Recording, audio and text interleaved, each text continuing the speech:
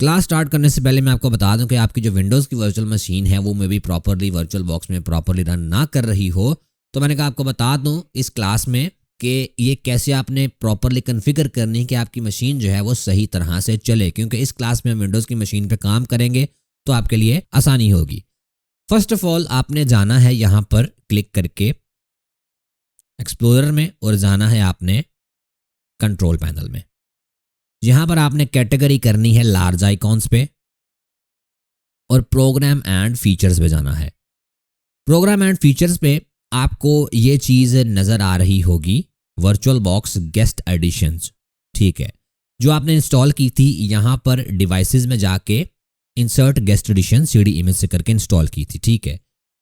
यहाँ पर इसे आपने राइट क्लिक करके अनइंस्टॉल कर देना है, ठीक है। प्रॉपरली जब अनइंस्टॉल हो जाएगा मशीन को एक दफ़ा रीस्टार्ट करें। उसके बाद आपने जाना है, वेट अ सेकेंड, उसके बाद आपने जाना है यहाँ पर दिस पीसी में और यहाँ से आपने दोबारा उन्हें जो है वो इंस्टॉल कर लेना है।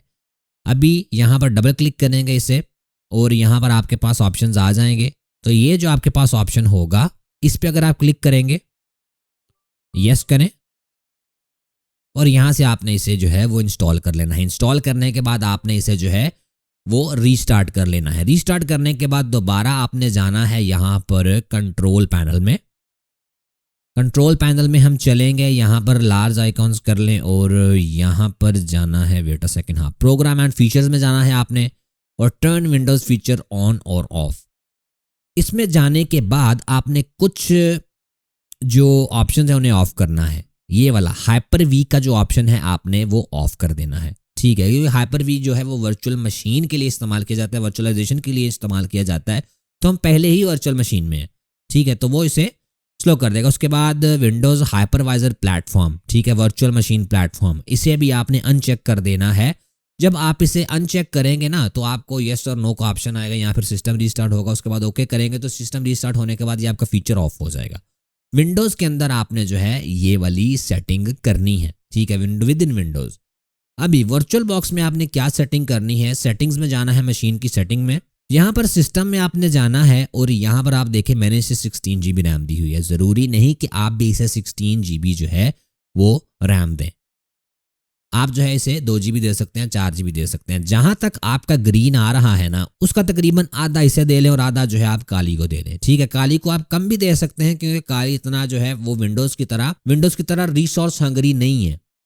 इसमें अगर विंडोज़ में आप देखेंगे तो ये काली से बहुत ज़्यादा जो है रैम वो कंज्यूम कर रहा होगा। उसके बाद ये इसे रैम थोड़ी ज़्यादा करने अगर आप कर सकते हैं। उसके बाद आपने करना है चिपसेट, ये आपको नीचे नज़र आ रहा है चिपसेट, ये आपने करना है ICH9, ठीक है, पहले आपका कोई और होगा, आप इसे ICH9 कर दें। उसके बाद प्रोसेसर में आप अगर जाएंगे तो यहाँ पर अगर आपके पास ग्रीन आपकी लाइन थोड़ी आगे है तो आप 2 सिस्टम से 2 CPU अगर दे लें आप, ठीक है, नहीं तो एक पर भी नॉर्मल जो है वर्क करेगा। एक्सेलरेशन में कुछ भी चेंज नहीं करना। डिस्प्ले में आपने VBOX VGA करना है। VBOX VGA जब आप करेंगे नीचे आप देख रहे हैं जैसे कि ये इनवैलिड सेटिंग्स बता रहा है, इनवैलिड सेटिंग्स डिटेक्टेड बता रहा है, लेकिन इसे इग्नोर करें। आपने यहाँ पर VBOX VGA करके एनेबल 3D एक्सेलरेशन कर देना है, ठीक है, लेकिन आपका पहला होगा VBOX SVGA, ठीक है, आपका पहले SVGA होगा। आपने उसे सेलेक्ट करके 3D एक्सेलरेशन को एनेबल करना है और उसके बाद VBOX सेलेक्ट करके ओके कर देना है। आपको बोलेगा इनवैलिड सेटिंग्स हैं ब्ला ब्ला ब्ला जो भी, लेकिन आपने इसे करके ओके कर देना है और मशीन को रीस्टार्ट कर लेना है। आपकी मशीन जो है वो नॉर्मली वर्क करेगी। लेकिन अगर आपकी मशीन वैसे ही नॉर्मली वर्क कर रही है, कोई इश्यू नहीं है उसमें, मतलब प्रॉपरली वर्क कर रही है, स्मूथली वर्क कर रही है, तो आपको कोई भी सेटिंग को छेड़ने की बिल्कुल भी ज़रूरत नहीं है। ओके, अभी आगे बात करते हैं कि फॉर एग्जांपल मैं अभी काली लिनक्स में मौजूद हूँ, मैं लिनोवो के सिस्टम में से चला रहा हूँ। नेटवर्क पे कोई और भी कनेक्टेड होगा, फॉर एग्जांपल आपके जो है घर में आप कनेक्टेड हो, आपके सिबलिंग्स कनेक्टेड हैं, भाई बहन कनेक्टेड हैं। एक नेटवर्क को कैसे पता लगता है कि कौन सा बंदा जो है वो उसे मैं क्या बुलाऊं, ठीक है, मतलब आपकी आइडेंटिटी क्या है एक नेटवर्क पे। उसके लिए पहले मैं आपको मिसाल देता हूँ। फॉर एग्जांपल एक क्लासरूम है, ठीक है, एक क्लासरूम है, उसमें मैं हूं, मेरा नाम है उसामा। उसमें एक और भी है स्टूडेंट जिसका नाम है हसन। अगर मुझसे किसी ने बात करनी है तो कोई मेरा नाम लेके मुझसे बात कर सकता है, क्योंकि मेरा नाम जो है वो मेरी आइडेंटिटी है और हसन की आइडेंटिटी भी उसका नाम है। तो जिसने भी मुझसे बात करनी है वो सिंपली मेरा नाम लेके मुझसे बात कर सकता है। लेकिन अगर क्लास में एक और उसामा भी मौजूद है तो उस केस में क्या होगा? उस केस में सिंपली कोई मेरा फुल नेम जो है वो लेके मुझसे बात कर सकता है। अगर दूसरा वाला जो उसामा है उसका नाम भी उसामा तैयब है तो आ जाएगा एक कॉन्फ्लिक्ट। इस मिसाल को आप आगे जहन में रखिएगा। तो जिस तरह बताया जा रहा था कि मेरी आइडेंटिटी जो है वो मेरा नाम है, नेटवर्क पर किसी सिस्टम की आइडेंटिटी जो होती है वो होती है उसका आईपी एड्रेस। हर सिस्टम का आईपी एड्रेस होता है। नेटवर्क पे एक जो नेटवर्क होता है, फॉर एग्जांपल आपके घर पे जो राउटर लगा हुआ है वो एक प्रॉपर नेटवर्क है। नेटवर्क को इस बात से कोई गरज नहीं कि उसके साथ एचपी कनेक्टेड है, उसके साथ डेल कनेक्टेड है या उसके साथ लिनोवो कनेक्टेड है। नेटवर्क ने एचपी को भी आईपी एड्रेस देना है, डेल को भी आईपी एड्रेस देना है, लिनोवो को भी आईपी एड्रेस देना है और इन सब को डिफरेंट आईपी एड्रेस देने हैं। अगर इनमें से दो सिस्टम्स का एक ही आईपी एड्रेस आता है तो क्या होगा? एक कॉन्फ्लिक्ट हो जाएगा नेटवर्क पे और नेटवर्क जो है वो प्रॉपरली वर्क नहीं करेगा। इन सम केसेस सिस्टम जो है वो आपका मे बी रीस्टार्ट हो जाए। तो अभी मैं जिस मशीन में मौजूद हूँ उसका आईपी एड्रेस क्या है वो जानने के लिए अभी कालिनिक्स के आप टर्मिनल में जाएं। यहाँ पर मैं कमांड लिखता हूँ if config की कमांड, if config और एंटर करता हूँ। तो यहाँ पर कमांड लिखने के बाद मेरे पास जो है वो काफ़ी लाइंस आ गई हैं। इसमें जो आईपी एड्रेस है वो यहाँ पर है, ये वाली फील्ड, ये आईपी एड्रेस है इसका 10.0.2 और .15। अभी अगर मैं जाता हूं अपनी विंडोज़ की मशीन में और यहाँ पे आपने सर्च करना है CMD कमांड प्रॉम्प्ट आपका ओपन हो जाएगा। ये टर्मिनल की तरह ही होता है। अगर आपको यहाँ पर सर्च बॉक्स नज़र नहीं आ रहा तो आप सिंपली स्टार्ट मेन्यू पे क्लिक करेंगे और यहाँ पर भी एक सर्च बार होता है जो कि इनविजिबल होता है इन सम केसेस। तो वहाँ पर CMD लिखेंगे तो कमांड प्रॉम्प्ट जो होगा आपका आ जाएगा। यहाँ पर जो कमांड है आईपी एड्रेस को रिवील करने की वो है IP config। वहाँ पे था IF config लिनक्स के टर्मिनल में, विंडोज़ में IP config होगी वो कमांड। यहाँ पर अब देखें, आपने एक बात देखनी है यहाँ पे कि मेरा जो यहाँ पर IP एड्रेस है वो क्या है 10.0.2.15। ये वाली जो लाइन है मेरी ये IP एड्रेस है। लेकिन यही आईपी एड्रेस जो था वो आपका काली में था और यही आईपी एड्रेस जो है 10.0.2.15 आपका विंडोज़ की मशीन में भी है। तो ये क्या हो गया? कॉन्फ्लिक्ट। लेकिन क्या ये वाकई कॉन्फ्लिक्ट है या फिर ये दोनों अलग अलग क्लासरूम्स में मौजूद हैं? मतलब कि मे बी ये दोनों डिफरेंट नेटवर्क्स पर मौजूद है। अभी अगर हम चलते हैं ना वर्चुअल बॉक्स में तो वहाँ पर जाके चेक करते हैं कि ये जो हमारी मशीन्स दोनों रन कर रही हैं इनके नेटवर्क की कॉन्फ़िगरेशन क्या है, ये कहाँ पर इनका नेटवर्क जो है वो सेट है। तो विंडोज़ 10 की अगर मैं सेटिंग में जाता हूँ और यहाँ पर मैं नेटवर्क वाले टैब पे जाता हूँ तो ये देखें ये नेट के साथ कनेक्टेड है। इसे मैं करता हूँ ओके। यहाँ पे भी मैं कालिनिक्स में जाता हूँ, इसकी सेटिंग में जाता हूँ और इसके मैं नेटवर्क वाले टैब पर जाता हूँ तो ये नेटवर्क से कनेक्टेड है। वहाँ वाला नेट और ये वाला नेट दोनों डिफरेंट नेट हैं। वो सिर्फ नेट था और ये नेटवर्क है। मतलब कि ये दोनों जो मशीन्स हैं वो दोनों अलग अलग नेटवर्क्स पर हैं। मीन्स कि ये आपस में बात नहीं कर सकती। अब मैं विंडोज़ में जाऊँगा, यहाँ पर सेटिंग्स में चलते हैं और यहाँ पर नेटवर्क में मैं सिंपली इसे कर देता हूँ नेटवर्क पे और ओके। ओके करने के बाद मैं वापस चलता हूं अपनी मशीन में, विंडोज़ की मशीन में। अभी मैं ट्राई करता हूं आईपी कॉन्फ़िग की कमांड से, ये मुझे कोई भी आईपी एड्रेस यहाँ पर नहीं बता रहा क्योंकि नेटवर्क जो है वो मैंने रीसेट किया है, तो मे बी मेरा इंटरनेट अभी सही से चल नहीं रहा। ये आइडेंटिफाई की स्टेज में है, ये भी आइडेंटिफाई कर रहा है कि ये नेटवर्क का आईपी एड्रेस से मैं क्या दूं, कौन सा नेटवर्क है, किस टाइप का नेटवर्क है। तो इसलिए यहाँ पर सिर्फ अभी ये चीज़ें बाकी शो हो रही हैं, आईपी एड्रेस मेरा शो नहीं हो रहा।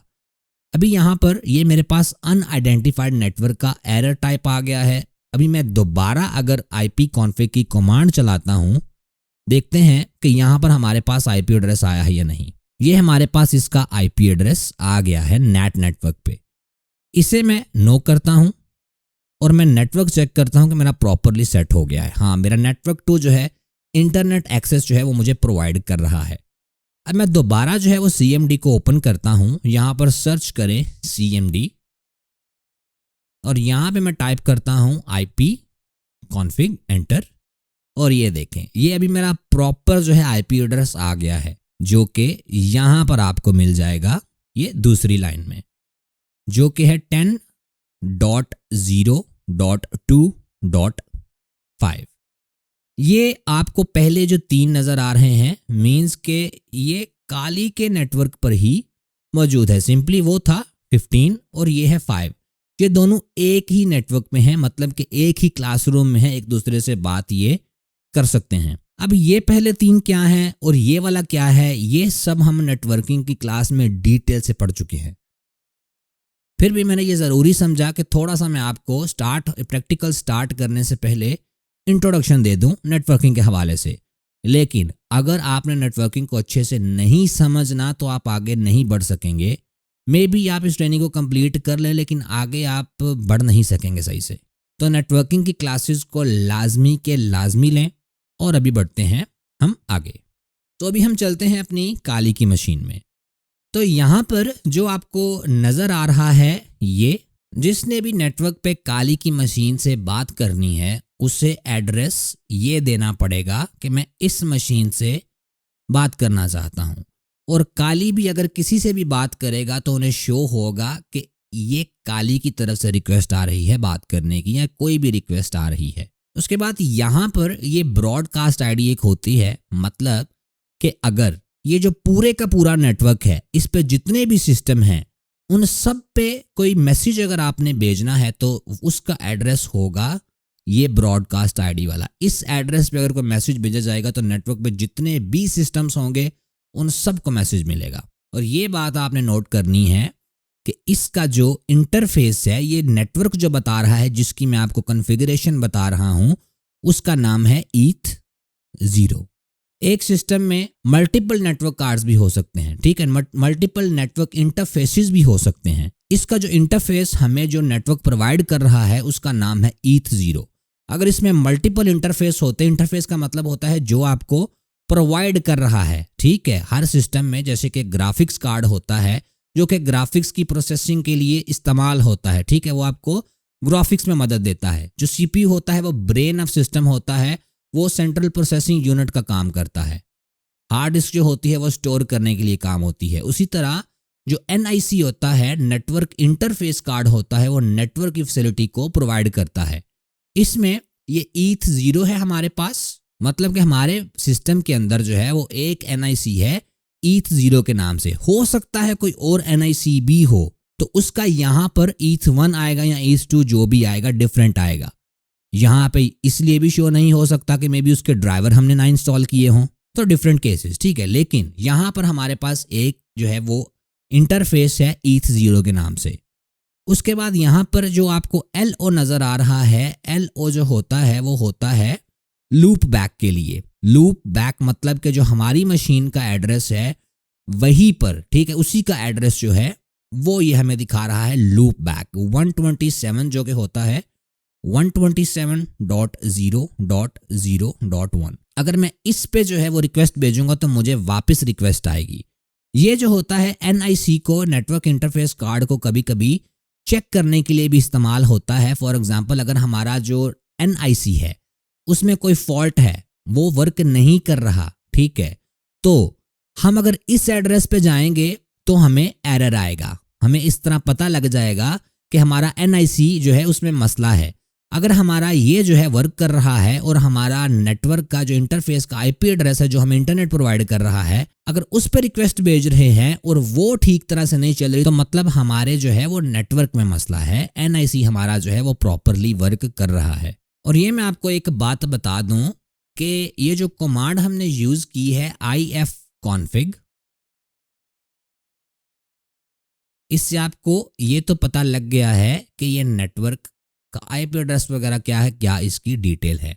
लेकिन ये भी वायर्ड जो है, यहाँ पर अगर आप क्लिक करेंगे, वेट अ सेकंड मैं आपको दिखाता हूँ, यहाँ पर अगर आप क्लिक करेंगे तो ये बता रहा है कि ये वायर्ड कनेक्शन है, कनेक्टेड है, क्योंकि मैं एक्चुअली में वाईफाई के साथ कनेक्टेड हूँ, लेकिन वर्चुअल बॉक्स जो है उसने एक अपना नेटवर्क बनाया हुआ है, तो वो इसे एज अ वायर्ड कनेक्शन आगे दे रहा है इस वर्चुअल मशीन को। लेकिन अगर आपने अपने वाईफाई की डिटेल्स वगैरह चेक करनी है तो उसके लिए आप क्या यूज कर सकते हैं, iwconfig।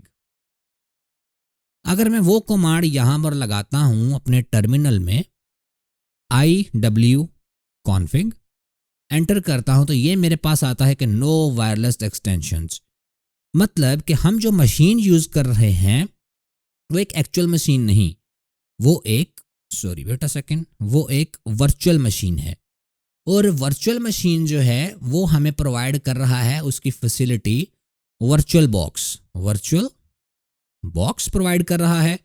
और वर्चुअल बॉक्स ने अपना जो है वो नेटवर्क एक बनाया हुआ है, नेटवर्क जो है वो वर्चुअल बॉक्स का है, वो हमारा अपना नेटवर्क नहीं है। वो वर्चुअल बॉक्स उसे, जैसे कि मैं वाईफाई से कनेक्टेड हूं लेकिन मुझे यहाँ पर वायर्ड शो करवा रहा है, तो अपने हिसाब से उसने नेटवर्क बनाया हुआ है। हम चाहें तो डायरेक्टली वाईफाई से भी कर सकते हैं, लेकिन उसकी हम आगे जाके डिटेल देखेंगे, ठीक है। लेकिन अगर आप काली लिनक्स को एक USB में इंस्टॉल करके सिस्टम पे रन करते हो तो आपकी wifi without any tension work करेगी।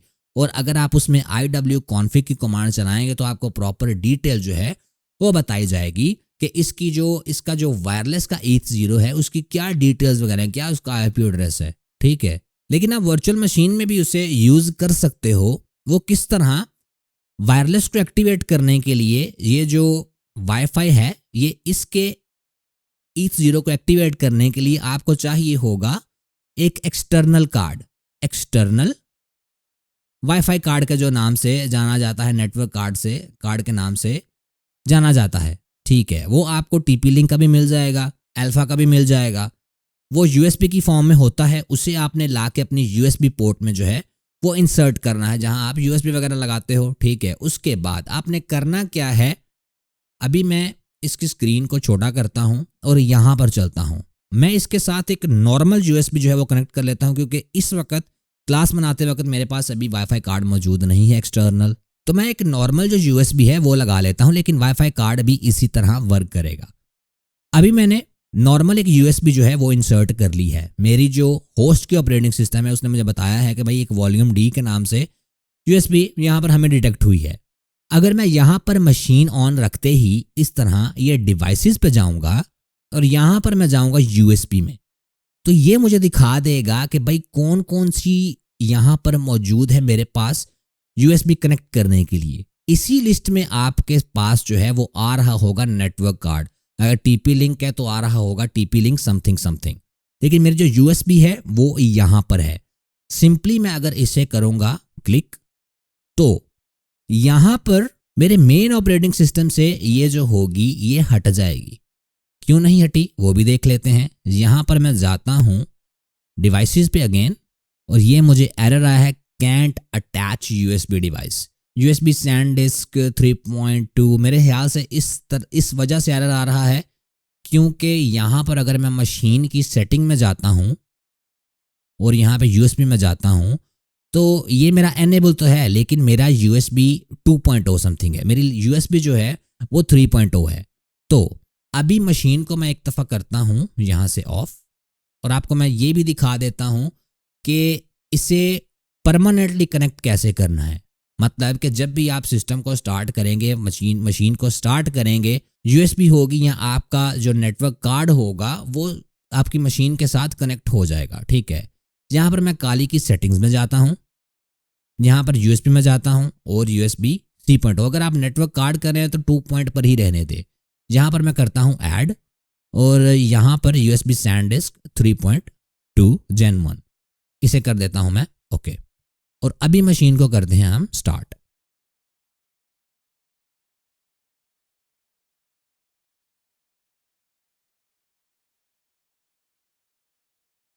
तो यहाँ पे हमारे पास जो है वो न्यू वॉल्यूम आ गया है। ये वही हमारी यूएसबी है जो हमने कनेक्ट की है। इस पर अगर मैं क्लिक करता हूँ तो ये मेरे पास इसका जो है वो कंटेंट आ जाएगा। इसी तरह आपने करना क्या है कि डिवाइसेस पे जाके ऊपर सिंपली आपका जो भी यहाँ पर वो कनेक्ट होगा एक्सटर्नल वाईफाई कार्ड जो होगा उस पर आपने क्लिक कर देना है, आपका कनेक्ट हो जाएगा। और अगर वैसे मसला बने तो मशीन की सेटिंग्स में जाके तो यूएसबी वाला जो टैब होगा यहाँ पे जो है इसे सेट कर लीजिएगा, लेकिन उसके लिए आपको मशीन को जो है वो पावर ऑफ करना पड़ेगा। मशीन को ऑन करने से पहले भी आप ये कर सकते हैं। इसमें हमने ये भी समझ दिया कि कैसे आप जो है वो डाटा वगैरह को ट्रांसफ़र कर सकते हो। अगर आपको होस्ट मशीन से कोई आपको चाहिए चीज़ तो आप यूएसबी की मदद से इनके अंदर जो है चीज़ें ट्रांसफ़र कर सकते हो। लेकिन वर्चुअल बॉक्स में हमारे पास एक और भी ऑप्शन होता है शेयर्ड फोल्डर्स का। यहाँ पे आप जो है वो मशीन के साथ जो आपकी वर्चुअल मशीन होगी उसके साथ अपनी होस्ट ऑपरेटिंग सिस्टम का फोल्डर भी शेयर कर सकते हो। होस्ट मशीन कौन सी है हमारी? ये वाली, जिसके अंदर हमारा जो है वो काली ऑपरेटिंग सिस्टम इंस्टॉल्ड है एज अ वर्चुअल मशीन। इस मशीन के अंदर हमने वर्चुअल बॉक्स इंस्टॉल किया हुआ है और उसमें हमने जो है वो मशीन अपनी इंस्टॉल की हुई है। तो यहाँ पर शेयर्ड फोल्डर को ऐड करने के लिए फर्स्ट ऑफ ऑल मैं यहाँ पर जो है ना एक शेयर्ड फोल्डर जो है वो डाल देता हूँ। नया न्यू फोल्डर मैंने ये क्रिएट किया है और इसके अंदर कोई भी एक न्यू फाइल जो है वो हम डाल देते हैं। कुछ भी टेक्स्ट की फाइल हम डाल देते हैं। इसके अंदर हम कोई कंटेंट भी डाल देते हैं। यहाँ पे दिस इज अ मैसेज और इसे सेव कर देते हैं। अभी हमने इस फोल्डर को शेयर करना है अपनी वर्चुअल मशीन के साथ, तो वो किस तरह करेंगे? यहाँ पर जैसे कि मशीन की सेटिंग में शेयर्ड फोल्डर्स में आपको ये ऑप्शन नज़र आ रहा है, इस पे अगर आप क्लिक करेंगे यहाँ पर पूछ रहा है कि फोल्डर का पाथ क्या आपने देना है।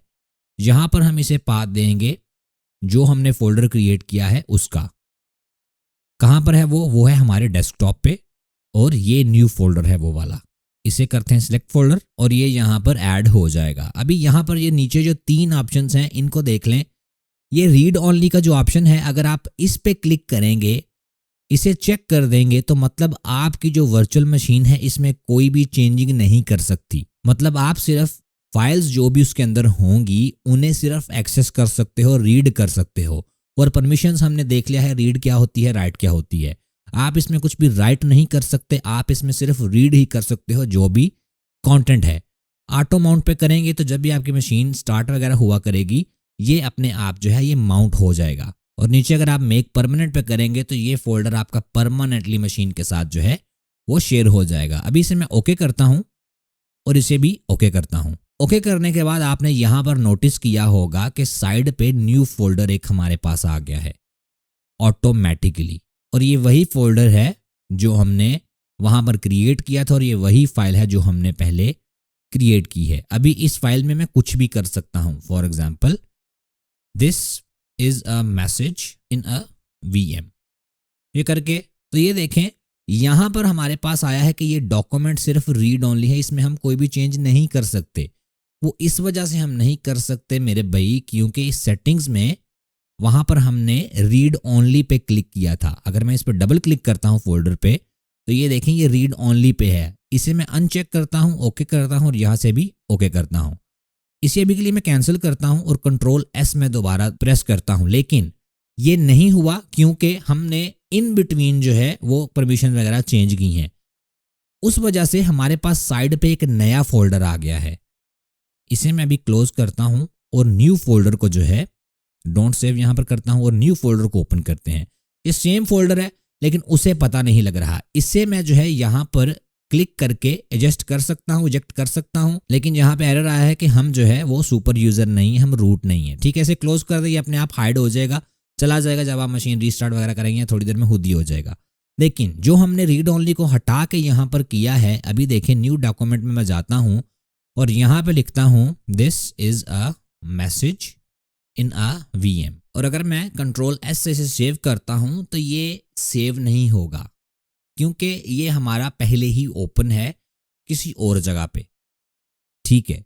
उस वजह से ये सेव नहीं हो रहा। लेकिन अगर बिजी ना भी होता तो मे बी ये ना चलता क्योंकि हम सुपर यूज़र में मौजूद नहीं हैं, ठीक है, हम रूट में मौजूद नहीं है। लेकिन अगर मैं इसे राइट क्लिक करके ओपन एज रूट करता हूँ, जहाँ पे मैं अपना पासवर्ड लगाता हूँ और देखते हैं कि फिर हमारी कोई चेंजिंग होती है या नहीं, ठीक है। अभी हमें ये वार्निंग दे रहा है कि हम रूट में हैं।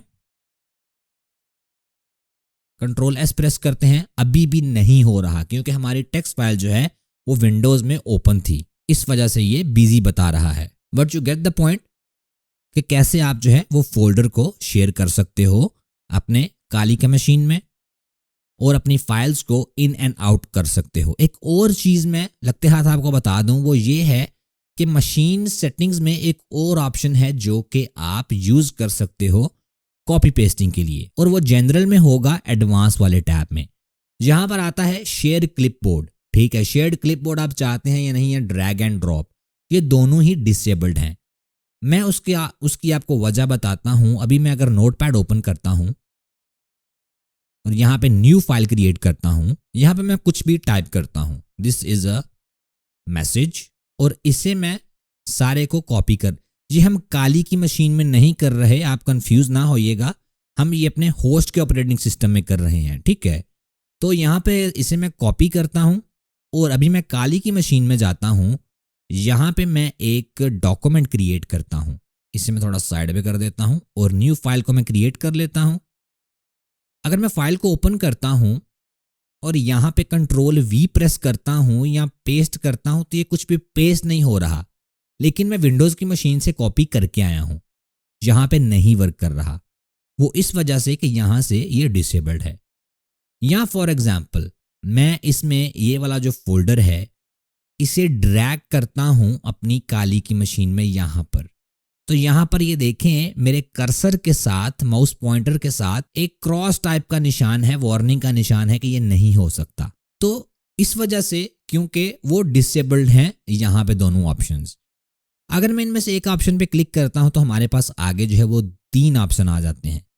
यहाँ पर पहला है होस्ट टू गेस्ट। अभी ये जो होस्ट टू गेस्ट वाला ऑप्शन है हमारे पास यहाँ पे, सॉरी वेट अ सेकेंड, ये यहाँ पे जो हमारे पास होस्ट टू गेस्ट का ऑप्शन है, इसका मतलब ये है कि हमारी फॉर एग्जांपल जो विंडोज़ की मशीन है, ठीक है, हमारा जो होस्ट ऑपरेटिंग सिस्टम है जिसके अंदर सब कुछ इंस्टॉल्ड है, और दूसरी हमारी मशीन है वर्चुअल मशीन, ठीक है, वो कोई भी वर्चुअल मशीन हो सकती है। अभी हम काली लिनक्स में हैं लेकिन वो कोई भी वर्चुअल मशीन हो सकती है। ये वाली जो होस्ट की मशीन है यहाँ पर कुछ भी बेच सकती है, मतलब कि क्लिपबोर्ड है ना, यहाँ पे 2 ऑप्शन है हमारे पास, एक है क्लिपबोर्ड का और एक है हमारे पास ड्रैग एंड ड्रॉप का, ठीक है। तो इसमें ये होगा कि हम यहाँ से जो भी कॉपी करेंगे वो यहाँ पर पेस्ट हो जाएगा, लेकिन अगर हम वर्चुअल मशीन से कुछ भी कॉपी करेंगे तो वो यहाँ पर जो है वो नहीं पेस्ट होगा, ये सिर्फ होस्ट टू गेस्ट पे वर्क करेगा। उसके बाद जो हमारे पास दूसरा ऑप्शन है जो गेस्ट टू होस्ट है, उसमें सिंपली ये है कि जो हमारे पास विंडोज़ की मशीन है, होस्ट है जो हमारा, और यहाँ पर जो हमारे पास वर्चुअल मशीन है, उसमें ये होगा कि वर्चुअल मशीन यहाँ पर कुछ भी बेच सकती है लेकिन विंडोज़ की मशीन जो है वो नहीं बेच सकेगी, ठीक है। और जो लास्ट है हमारे पास बाय डायरेक्शनल, उसमें ये है कि बोथ विल वर्क, ठीक है, मतलब कि दोनों के दोनों जो है वो कुछ भी कर सकते हैं, क्लिपबोर्ड को भी जो कॉपी पेस्ट कर सकते हैं वो, और ड्रैग एंड ड्रॉप भी कुछ भी कर सकते हैं। तो इसमें हम ट्राई करते हैं, इसे हम दोनों को बाय डायरेक्शनल पर रख के ओके करते हैं और ये सेव हो गई हैं सेटिंग्स, ठीक है।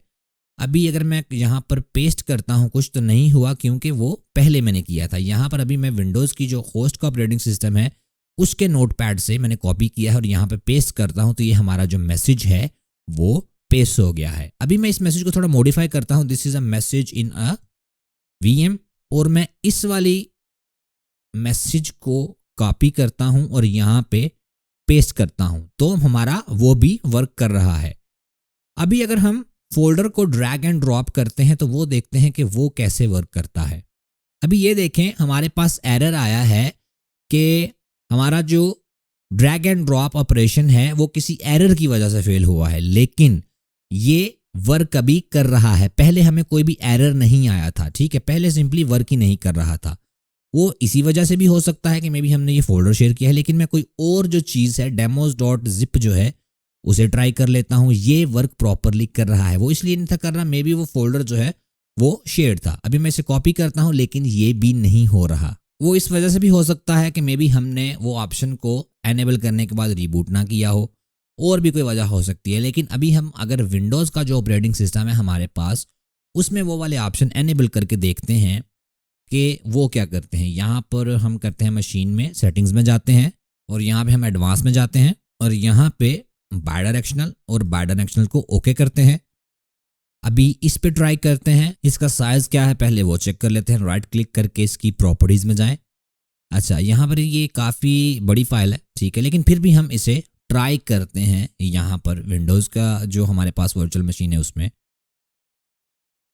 तो विंडोज़ का जो हमारा ऑपरेटिंग सिस्टम है उसमें ये प्रॉपरली वर्क कर रहा है, लेकिन काली लिनक्स में ये वर्क नहीं कर रहा। इसे मैं अभी के लिए कैंसिल करता हूँ, और काली लिनक्स में हम कोई और फाइल जो है वो ट्राई करते हैं।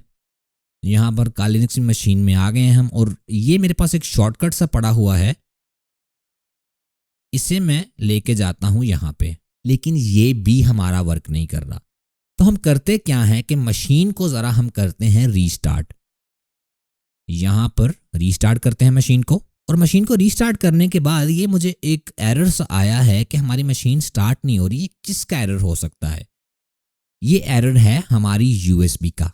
यूएसबी को मैं करता हूँ अनप्लग, और इसे मैं यहाँ से पावर ऑफ करता हूँ,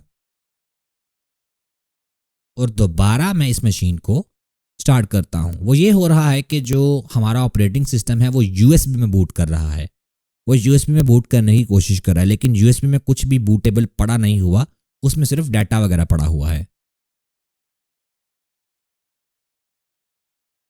अभी हमारी मशीन स्टार्ट हो चुकी है। हम दोबारा ट्राई करते हैं इसे demos.zip को यहाँ पे कॉपी करने की, and it is working properly. इसे मैं क्लोज करता हूँ। अच्छा, तो जैसे अभी हमने देख लिया कि इस मशीन का जो आईपी एड्रेस है, मैं यहाँ पर आपको दिखा देता हूँ, इसे थोड़ा बड़ा कर लेते हैं। अच्छा, इस मशीन का जो आईपी एड्रेस है वो है 10.0.2.15, ठीक है। और जो हमारी विंडोज़ की वर्चुअल मशीन है, अगर आप जो विंडो की होती है ना कीबोर्ड पे, और वो और आर प्रेस करें ना, तो आपका रन वाला जो डायलॉग बॉक्स है ओपन हो जाता है। उसे ओपन करने के बाद CMD उसमें लिख के एंटर करेंगे तो आपका जो CMD होगा वो ओपन हो जाएगा, ठीक है। इसे मैं थोड़ा जूम इन कर लेता हूँ, आपको नज़र आ जाए। अच्छा, यहाँ पर हम इसका भी आईपी एड्रेस निकालते हैं, IP कॉन्फ़िग। तो इसका जो आईपी एड्रेस है वो है 10.0.2.15। अभी यहाँ पर बात ये है कि अगर काली का जो ऑपरेटिंग सिस्टम है, ये जो काली की हमारी वर्चुअल मशीन है, वो अगर बात करना चाहती है विंडोज़ की मशीन से, ठीक है, जो विंडोज़ की हमारी मशीन है उससे कैसे बात कर सकेगी, या इन जनरल अगर आपके दो सिस्टम्स कनेक्टेड हैं एक ही नेटवर्क पे तो कैसे वो एक दूसरे से बात कर सकते हैं, उसके बारे में बात करते हैं। अभी मैं आपको एक कमांड का जो है वो ओवरव्यू करवाता हूँ। यहाँ पे इसे मैं करता हूँ क्लियर, और थोड़ा मैं जूम कर लेता हूँ, वेट अ सेकेंड। अच्छा, यहाँ पर आपने करना है टाइप पिंग, और पिंग के बाद जो हमारी मशीन का एड्रेस है जिस पे हम रीच आउट करना चाहते हैं वो एड्रेस हमने लिखना है। वो क्या था? 10.0.2.5। ये हमारी विंडोज़ का जो मशीन का IP एड्रेस है वो हम यहाँ पर दे रहे हैं, ठीक है। ये करके एंटर करें।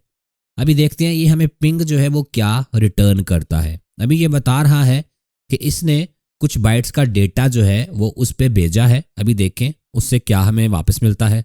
तो यहाँ पर हमें कुछ वापस नहीं मिल रहा, ये यहीं पर स्टक हो गया। इसे मैं Ctrl+C प्रेस करके कैंसिल कर देता हूँ, ठीक है।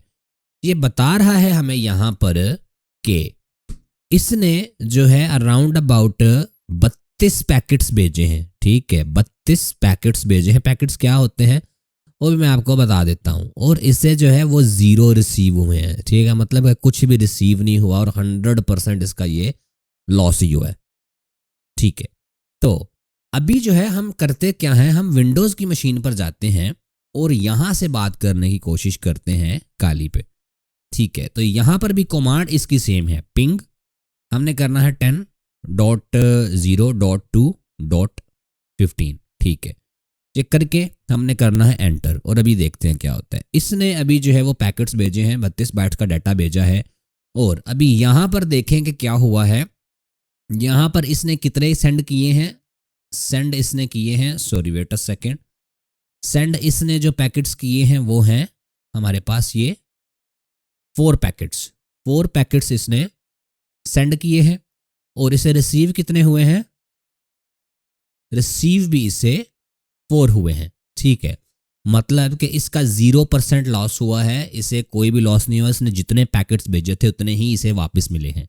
अभी मैं आपको थोड़ा पिंग के बारे में बताता हूँ और मैं बताता हूँ आपको कि क्या वजह है कि काली जो है उसने जो पैकेट्स भेजे हैं वो विंडोज़ के पास नहीं गए, ठीक है, लेकिन विंडोज़ ने जो ट्रांसमिशन करने की कोशिश की है वो सक्सेसफुल थी।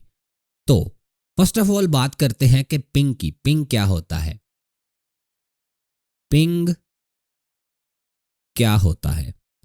तो यहां पर पिंग के जो स्टैंड होता है वो स्टैंड होता है पैकेट इंटर नेट ग्रोपर। अभी पैकेट क्या चीज है, ठीक है, आपका जो डाटा होता है, फॉर एग्जांपल आपने ये फाइल किसी को भेजनी है या इन जनरल आपने किसी को मैसेज भेजना है। हम एग्जांपल ये लेते हैं कि आपने ये वाली जो फाइल है किसी को सेंड करनी है, ठीक है, किसी को सेंड करनी है ये फाइल। तो यहां पर ये फाइल इकट्ठी नहीं जाएगी इंटरनेट पे, ये जो एक फाइल होगी ये फॉर एग्जांपल ये काली की मशीन से जानी है, ये यहां पर विंडोज़ की मशीन में, ठीक है, विंडोज़ की मशीन में जानी है। तो ये इसके पास ये फाइल है, ये इकट्ठी सारी की सारी फाइल जो है वो यहाँ पर नहीं जाएगी, ये पैकेट्स की फॉर्म में जाएगी, छोटे छोटे पैकेट्स बन जाएंगे और ये फाइल जो है वो विंडो तक पहुँच जाएगी, ठीक है। ये छोटे छोटे पैकेट्स की फॉर्म में जाएगी और विंडोज़ में जाके जो है ये आप सेव कर सकते हैं। अभी जो आप मैसेज भेजते हैं वो भी पैकेट्स की फॉर्म में जाता है। फॉर एग्जांपल आप किसी को मैसेज भेज रहे हैं, यहाँ पर मैं आपको बताता हूँ, जैसे कि क्या हाल है भाई, ठीक है, आप किसी को ये मैसेज भेजते हो। अभी उस बंदे को जो मैसेज मिलता है वो क्या मिलता है, क्या हाल है भाई, उसे भी यही मैसेज मिलता है, उसे ये मैसेज नहीं मिलता हाल भाई क्या है, मतलब कि इधर उधर पैकेट्स नहीं होते, क्योंकि ये इकट्ठा मैसेज तो नहीं जाता, ये पैकेट्स की फॉर्म में जाता है।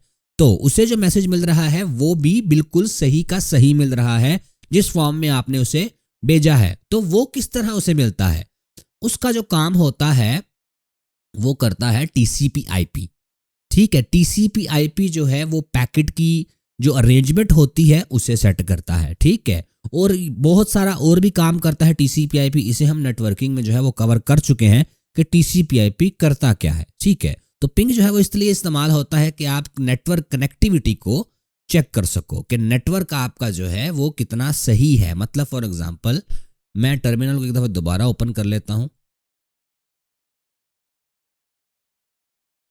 यहां पर आप जो है इससे चेक कर सकते हो कि जो नेटवर्क पर मशीन अवेलेबल है उसे मैं रीच आउट कर पा रहा हूं या नहीं। ये भी ज़रूरी नहीं कि आपने IP एड्रेस ही लिखना है, आप यहां पर google.com भी लिख सकते हो और ये आपको google.com पे ले जाएगा। लेकिन वहां पर आपने विंडोज़ में देखा वो रुक गया था, ये रुकेगा नहीं। अभी Ctrl+C प्रेस करें इसे कैंसिल करने के लिए, ठीक है।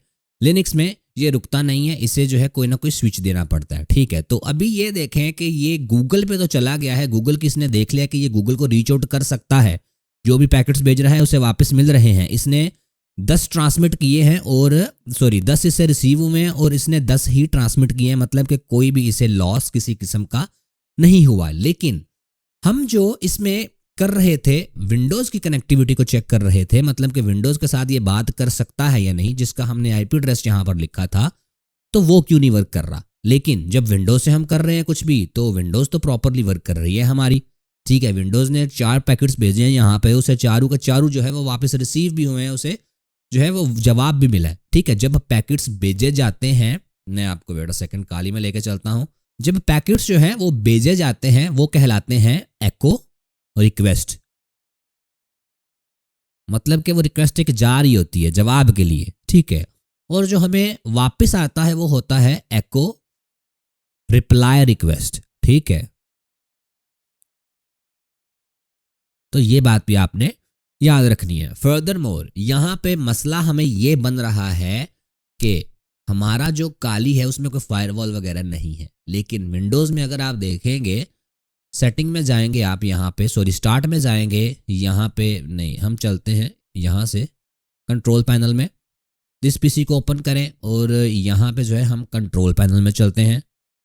तो कंट्रोल पैनल में मैं आपको दिखाता हूँ कि वजह इसकी क्या बन रही है। ये विंडोज़ डिफेंडर फायरवॉल, इसमें जो फायरवॉल है वो इसे जो है वो ब्लॉक कर रहा है रिक्वेस्ट को। तो यहाँ पे हमारे दोनों के दोनों जो फायरवॉल्स हैं वो ऑन है। यहाँ पे टर्न विंडोज़ डिफेंडर, हाँ यहाँ पे हम इसे ऑफ कर देते हैं। फायरवॉल हमने ऑफ कर दिए हैं। ठीक है, हमें ये वार्निंग आ गई है, लेकिन अभी अगर हम दोबारा काली में चलते हैं और यहाँ पे रिक्वेस्ट भेजते हैं 5 पे, तो अभी देखें हमें जो 5 से रिक्वेस्ट आ रही है वो वापस सक्सेसफुली रिसीव हो रही है।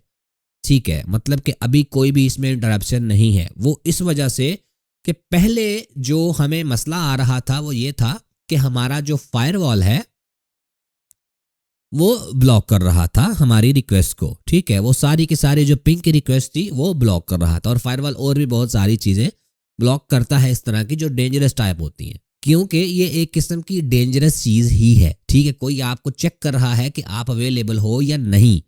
अगर आप किसी ऑफिस में हो और आपको कनेक्टिविटी चाहिए होती है सिस्टम्स के अंदर, तो उसमें ऑप्शन होता है आप एक्सेप्शंस ऐड कर सकते हो, आप आईपी एड्रेसेस वगैरह जो है वो ऐड कर सकते हो। लेकिन अगर फायरवॉल आपका ऑन होगा तो जो भी रिक्वेस्ट आएंगी एक्सेप्शन के बगैर, ठीक है, मतलब कि एक्सेप्शन के आउट ऑफ द स्कोप, तो वो सारी ब्लॉक कर देता है। तो फायरवॉल जब ऑफ होगा तो हम इसे पिंग कर सकेंगे, देख सकेंगे कि ये अवेलेबल है या नहीं। लेकिन एडवांस मेथड में जो है वो और भी बहुत सारे तरीके होते हैं कि कैसे चेक किया जाता है, ठीक है, ऑन है या नहीं सिस्टम, या कौन सा ऑपरेटिंग सिस्टम यूज़ किया जा रहा है। लेकिन ये फॉर बिगिनर्स आपके लिए ये बहुत है। ठीक है, कि पिंग जो है कैसे आप चेक कर सकते हो पिंग की मदद से कि अगला सिस्टम जो है वो उससे आपकी कितनी कनेक्टिविटी, आप उससे बात कर सकते हो या नहीं। पिंग में एक और भी चीज़ आ जाती है हमारे पास, जैसे कि इसे मैं अभी करता हूँ क्लियर, और मैं यहाँ पर करता हूँ पिंग 127.0.0.1। अभी ये आपको याद ही होगा, थोड़ी देर पहले ही हमने इसे डिस्कस किया है, लेकिन फिर भी मैं आपको एक दफ़ा बता देता हूँ इसका। IF config ये हमारा लूप बैक एड्रेस है। ठीक है, हमारी ही मशीन का जो है एड्रेस है। ठीक है, यहाँ पर अगर मैं ये लिख के एंटर करता हूँ तो ये रीच आउट कर सक रहा है। ठीक है, मतलब कि इसकी रिक्वेस्ट जा रही हैं और आ भी रही हैं। ठीक है, मतलब कि हमारा जो NIC है वो प्रॉपरली वर्क कर रहा है। इसमें यहाँ पर आप IP एड्रेस की जगह जो है वो सिंपल लोकल होस्ट भी लिख सकते हो और एंटर कर सकते हो, और आपका जो है ये आपके सिस्टम को ही चेक करेगा, NIC को चेक करेगा कि ये प्रॉपरली वर्क कर रहा है या नहीं कर रहा। अगर इसमें आपको एरर आता है मतलब आपका नेटवर्क कार्ड जो है उसमें मसला है, यहाँ आपके प्रॉपरली नेटवर्क के ड्राइवर जो है वो इंस्टॉल नहीं हुए। तो ये था कि कैसे आप जो है एक दूसरे से सिस्टम पे बात कर सकते हो। ठीक है, सॉरी नेटवर्क पे बात कर सकते हो। ठीक है, ये एक किस्म की बात ही होती है, आप प्रॉपरली बात भी कर सकते हो, मैसेजेस भी शेयर कर सकते हो CMD के अंदर ही, लेकिन वो हमारा भी मकसद नहीं है। ठीक है, हमारा भी मकसद है चेक करना कि दोनों मशीन्स आपस में कनेक्टेड हैं। ठीक है, उनका काम जो है वो चल रहा है, मतलब कि वो आपस में बात कर सक रही हैं। और पेन टेस्टिंग करने से पहले जो है, सीखने से पहले आपको ये मेक श्योर करना पड़ेगा, जो भी आप पेन टेस्टिंग करते हैं आप देख ले पहले कि दोनों मशीन प्रॉपरली नेटवर्क पे कनेक्टेड है, क्योंकि नेटवर्क एक क्रूशियल पार्ट है पेन टेस्टिंग का, कीप इन माइंड। लेकिन ये बात है कि अभी ये तो हमें पता था भाई कि इसका IP एड्रेस क्या है। ठीक है, मतलब जो हमने पिंग यहाँ पर किया है वो हमें पता था कि हमारी जो विंडोज़ मशीन है उसका IP एड्रेस हमारे पास है कहाँ गया 10.0.2.5। ठीक है, लेकिन ये हमें कैसे पता लगेगा कि नेटवर्क पे कौन कौन है और कहाँ कहाँ पर मौजूद है अगर हमें उसका IP एड्रेस नहीं पता तो। लेकिन उससे पहले मैं थोड़ा सा आपको बता दूं DNS के बारे में। तो जैसे कि यहाँ पर हमने किया पिंग गूगल, ठीक है, मैं एक दफ़ा करता हूँ यहाँ पे pinggoogle.com और यहाँ पे जो डाटा है हमारा, इसने बोला है 4 पैकेट्स इसने ट्रांसमिट किए हैं और 4 इसने रिसीव किए हैं। अभी आपको मैं एक चीज़ दिखाना चाहता हूँ, यहाँ पर अगर आप देखेंगे, ये देखें, ये इसने आईपी एड्रेस दिया हुआ है। ये किसका आईपी एड्रेस है? ये गूगल का आईपी एड्रेस है। अभी इसे हम google.com भी लिख के ब्राउज़र में जा सकते हैं इस पे, या फिर हम इसका आईपी एड्रेस भी लिख के जा सकते हैं google.com पे। सॉरी, ये था 142, ठीक है। तो ये है इसका आईपी एड्रेस और ये है इसका डोमेन नेम। अभी यहाँ पर ट्राई करते हैं हम कि ये जो आईपी एड्रेस है इस पे हम डायरेक्टली जाने की कोशिश करते हैं। फायरफॉक्स अपना ओपन करते हैं यहाँ पे और यहाँ पे मैं आईपी एड्रेस लिख के पेस्ट एंड गो करता हूँ। तो ये भी हमें google.com पे ले गया है, मतलब कि ये चीज़ और ये चीज़ दोनों सेम है। लेकिन ये बात को जहन में रखिएगा कि ये हर वेबसाइट के लिए वर्क नहीं करता। ये ना हो कि आप पिंग करके उसका आईपी एड्रेस निकाल के जो है वो डायरेक्टली जाने की कोशिश करें। ये बहुत कम वेबसाइट्स होती हैं जो कि डायरेक्टली आईपी को एक्सेसिबल बनाती हैं, ठीक है। ये क्या चीज़ है और ये क्या चीज़ है? इसे बोलते हैं, ये काम जो करता है वो डीएनएस इसका काम करता है, डोमेन नेम सर्वर, ठीक है। डोमेन नेम सर्वर जो है वो इसका काम करता है। डोमेन नेम सर्वर ही बताता है कि अगर कोई ब्राउज़र में google.com लिखेगा और एंटर करेगा तो मैंने उसे इस आईपी एड्रेस पे लेके जाना है। गूगल के केस में अगर आप सुबह जो है वो पिंग करेंगे तो आईपी एड्रेस ये होगा, शाम को करेंगे तो आईपी एड्रेस चेंज होगा, उसके बाद अगले दिन आईपी एड्रेस चेंज होगा, क्योंकि गूगल जो है वो आईपी एड्रेस आपको वो प्रोवाइड करता है, उस आईपी एड्रेस पे आपको रीडायरेक्ट करता है जो उसे लगता है कि आपका कनेक्शन उस पर सही होगा, ठीक है। लेकिन जो नॉर्मल वेबसाइट्स हैं उनका एक ही आईपी एड्रेस होता है, ठीक है, वो एक ही सर्वर पे होती हैं। गूगल की तरह जो है वो नहीं होती। गूगल तो बहुत बड़ी कंपनी है, इसलिए उसके आईपी एड्रेस चेंज होते रहते हैं। लेकिन गेट द पॉइंट कि जो डीएनएस होता है वो मेक श्योर करता है कि ये जो google.com है अगर इस पे कोई जाएगा तो मैंने उसे इस पे लेके जाना है, ठीक है, इस आईपी एड्रेस पे मैंने उसे जो है वो लेके जाना है। और यही चीज़ जो है वो यहाँ पर मैं आपको बताना चाह रहा हूँ कि आप में भी इन फ्यूचर जो है वो google.com को पिंग करने की कोशिश करें। अगर आप google.com को पिंग करेंगे वो वर्क नहीं कर रहा तो आप ट्राई कर सकते हैं, या जो कोई भी वेबसाइट है उसका आईपी एड्रेस जो है उसे ट्राई कर सकते हैं। जैसे इसका है 142.250.181.142। अगर आप इस पे जाएंगे और ये आपका वर्क कर रहा है लेकिन आपका google.com जो है वो वर्क नहीं कर रहा, तो मतलब कि आपके डीएनएस में मसला है। इंटरनेट आपका सही चल रहा है लेकिन आपके डीएनएस में मसला है। अक्सर आपने डीएनएस का मसला जो है वो फेस किया होगा, लाजमी किया होगा, क्योंकि जब भी आप गूगल क्रोम वगैरह या किसी भी ब्राउज़र में ओपन कुछ करते हैं और नीचे आपको एरर आता है, वो अक्सर डीएनएस का एरर होता है कि डीएनएस को समझ नहीं आ रही होती मैंने इसे जो है वो किस पर भेजना है, किस आईपी एड्रेस पे भेजना है, और उसके लिए फिर आपको डीएनएस वगैरह रीसेट वगैरह करना पड़ता है, फ्लश वगैरह करना पड़ता है। तो अभी बैक टू द टॉपिक जिसकी हम बात कर रहे थे कि कैसे आपने देखना है कि सिस्टम में कौन कौन सा जो और लैपटॉप है कनेक्टेड है या क्या क्या कनेक्टेड है और किस किस आईपी एड्रेस पे कनेक्टेड है, तो वो देखते हैं। उसके लिए जो हम कमांड यूज कर सकते हैं वो है ARP-A। एंटर करें। यहां पर देखें हमें बता रहा है ये बाकी जो है वो प्रिंटर वगैरह जो है वो वर्चुअल बॉक्स में कनेक्टेड है। यहां पर जो हमारी विंडोज की मशीन है वो बता रहा है उसका आईपी एड्रेस ये है और उसका मैक एड्रेस जो है वो ये है। अभी जो ARP होता है, ARP वो स्टैंड होता है एड्रेस रेजोल्यूशन प्रोटोकॉल के लिए। इसका काम जो होता है वो होता है एक मशीन एड्रेस को फाइंड करना, जो भी आपके साथ कनेक्टेड है उसका मैक एड्रेस को फाइंड करना, ठीक है। मैक एड्रेस अभी क्या होता है? मैक एड्रेस जो होता है वो फिजिकल एड्रेस होता है आपकी मशीन का, फिजिकल एड्रेस होता है आपकी मशीन का, और मशीन का जो फिजिकल एड्रेस होता है वो हमेशा NIC के पास होता है। जो भी मशीन होती है उन सब का एक एक अलग अलग IP एड्रेस होता है।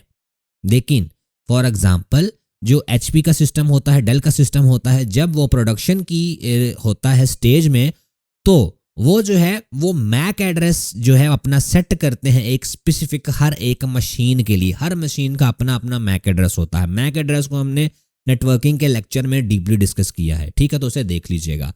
तो जो NIC होता है उसका एक मैक एड्रेस होता है, फिजिकल एड्रेस होता है, ठीक है, और ARP जो है उसी के लिए काम करता है। लेकिन अगर हम ARP का यूज करते हैं, हमें यह भी पता लग जाता है कि कौन कौन सा सिस्टम जो है वो कनेक्टेड है, मतलब कौन कौन सा सिस्टम जो है उससे हमारी बातचीत हो सकती है या हुई है। ये अभी जो हमारे पास शो हो रहा है, मैं आपको एक एग्जांपल देता हूं, वेट अ सेकेंड। अगर अभी हम चलते हैं हमारी किस मशीन में, वेट अ सेकेंड, हमारी मेटास्प्लॉयटेबल की मशीन में। इसे मैं स्टार्ट कर लेता हूं, ये मैंने अभी स्टार्ट नहीं की।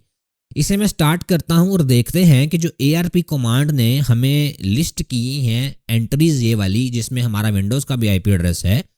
तो अगर हम उस मशीन को स्टार्ट कर, क्योंकि हमने उससे बात नहीं की है अभी, किसी किस्म की भी उस पर रिक्वेस्ट हमने नहीं भेजी है, तो इसे हम स्टार्ट करते हैं और देखते हैं ये इस वाले डेस्कटॉप में आ गया है। इसे हम इस वाले डेस्कटॉप में लेके चलते हैं। अच्छा, तो फिर हम देखेंगे कि इसके साथ जो है वो कनेक्शन किस तरह होगा, मतलब कि बताएगा या नहीं ARP कि ये भी हमारे जो है नेटवर्क पे मौजूद है। मेटास्प्लॉयटेबल का जो लॉगिन है वो आपने लिखना है MSF एडमिन, और इसका पासवर्ड होगा MSF एडमिन। यहां पर आपको पासवर्ड शो नहीं होगा। मोस्ट नोट्स यही कहते हैं कि पासवर्ड वहां पे नहीं लग रहा, शो नहीं होता। बस आप MSF एडमिन लिख के एंटर कर दें और आप इसमें एंटर हो जाएंगे। यहां पर हमने करना है IF, क्योंकि ये लिनक्स है, इसमें भी IF कॉन्फ़िग यूज होगा। यहां पे ये बता रहा है इसका जो IP एड्रेस है वो है 10.0.2.6। इसके हम सेटिंग में देख लेते हैं कि ये किस नेटवर्क से कनेक्टेड है। यहाँ पर नेटवर्क में चलते हैं तो ये नेट नेटवर्क पर ही कनेक्टेड है, ठीक है। तो अभी हम काली में चलते हैं और यहाँ पर अगर हम ARP-A करते हैं तो हमारे पास ये ARP नहीं दिखा रहा कि हमारे पास जो नया सिस्टम कनेक्ट हुआ है .6 पे मेटास्प्लॉयटेबल, वो वाला। सिंपल ARP ट्राई कर लेते हैं, यहाँ पर भी हमें नहीं दिखा रहा। तो उसके लिए क्या करेंगे, तो अभी हम क्या करें, अभी हम करते हैं एक टूल को इंस्टॉल जो कि ARP से ही रिलेटेड है। टूल किसी को भी इंस्टॉल करने के लिए पहले तो मैं लगाता हूं यहां पर sudo, उसके बाद मैं यहां पर लगाता हूं apt।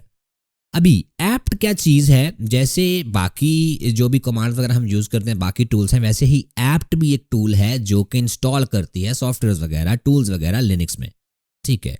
sudo apt इंस्टॉल, यहाँ पे ARP-scan एंटर, पासवर्ड यहाँ पर लिखते हैं और ये बता रहा है कि हमारा जो ARP स्कैन है वो ऑलरेडी इंस्टॉल्ड है। अगर आपका इंस्टॉल्ड नहीं है तो इस तरह आप उसे इंस्टॉल कर सकते हो। उसके बाद अभी यहाँ पर मैं इसे चलाता हूँ sudo ARP। ये मेरे पास, अगर मैं ARP लिख के जो है वो टैब प्रेस करता हूँ तो मुझे बता रहा है कि ये आप यूज़ कर सकते हो। ARP-scan -L एंटर करें। अभी यहाँ पर देखें कि इसने हमें बता दिया है कि कौन कौन सा जो सिस्टम है उस पर ये रीच आउट कर सकता है, ठीक है। यहाँ पर हमारे पास हमारा मेटास्प्लॉयटेबल का भी ऑपरेटिंग सिस्टम आ गया है और उसका जो मैक एड्रेस है वो भी आ गया है। मतलब कि अभी हम इस पे पिंग करके चेक कर सकते हैं, हमें पता लग गया है कि भाई एक सिस्टम है .6 पे। पिंग अभी यहाँ पर 10.0.2.6 पे जाते हैं, एंटर करते हैं और ये हमारे रिक्वेस्ट वहाँ पर जा रही हैं और वहाँ से आ भी रही हैं। मतलब कि हमारा कनेक्शन इससे जो है वो एस्टेब्लिश्ड है। इस पे 6 रिसीव्ड हुए हैं, 6 ही ट्रांसमिट हुए हैं, 0% जो है वो लॉस हुआ है। मतलब कि हमारी प्रॉपर इस पे कनेक्टिविटी है। और अभी अगर मैं क्लियर इसे करके सिंपल लिखता हूँ ARP-A, और ये देखें जो .6 है वो भी हमारे पास आ गया है अलॉन्ग विद मैक एड्रेस, क्योंकि ये ARP कैच में मौजूद है।